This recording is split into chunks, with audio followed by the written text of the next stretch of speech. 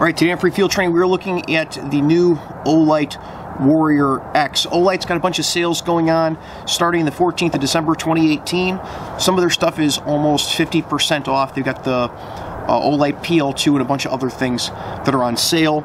And they sent me a sample of the Olight Warrior X. This is getting released this weekend, and we're going to talk about it just a little bit. I'm going to shoot some video in here of me using the Warrior X while I talk about it. Now, this light I like because it is a boatload of throw, and the operation of the lighting is awesome. It's exactly what I've been asking for a couple of years now.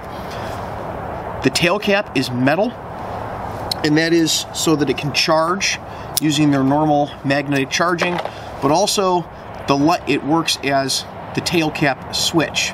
So the tail cap switch has two modes. One is you press lightly and you get about 600 lumens, and then you press hard and you get 2000 lumens, and they are all throw. You can go straight to 2000 lumens if you want.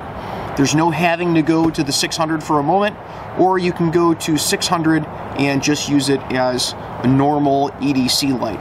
It's exactly what I've been asking for a police duty light for a long time, and for an EDC or a tactical light for a long time. A light where I can instantaneously ask for enough to do stuff around the house or around the car, or, oh my god, it's the sun, and I don't have to cycle through anything to get it. There's also an option on it where instead of the low setting, you can get it in strobe, but this, I think, is the way most people are going to find it most useful, is the low setting and then high setting, and all that's based on just how hard you press the tail cap switch. See, there's low, high,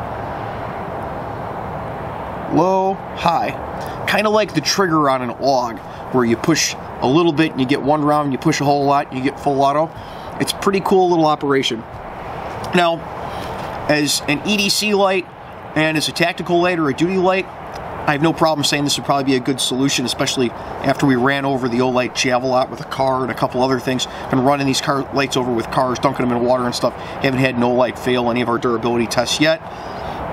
They do also market it as a weapon light, so they have a magnetic curly Q switch with a pressure switch on the end, and it just kind of magnet mounts to the back of it. I don't know whether that's a good or a bad idea yet. I have to get it on a rifle to see how that ends up working out, whether this works as a good breakaway point, because we all know if we've used these that this is the end that ends up failing because they crack off from getting bumped on something. Maybe it'll be good that if you bump it on something it just pops off and it doesn't break the light. Maybe it'll be bad that it just comes off on its own automatically. I don't know, I haven't used it like that yet. And they also have a little mount, little weapon light mount that uses one screw, and that one screw allows you to slip the light through the ring and lock it onto the rail. Haven't used that yet either. Haven't gotten it onto a gun. Just kind of a first look of the Warrior. As an EDC or a tactical light, I can't wait to play with it more. As a weapon light, we're going to have to get it on something and see how it ends up working out actually using it at work. So, that's what's going on. The link and the description of the sale is all down in the description of the video. And until next week, you guys be safe, take care of each other. Hey, thanks for watching Free Field Training on YouTube.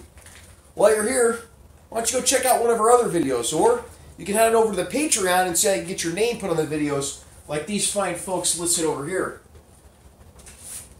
There's also some exclusive content on Patreon that just shows you kind of behind the scenes, like you're seeing now. We'll see you guys next time.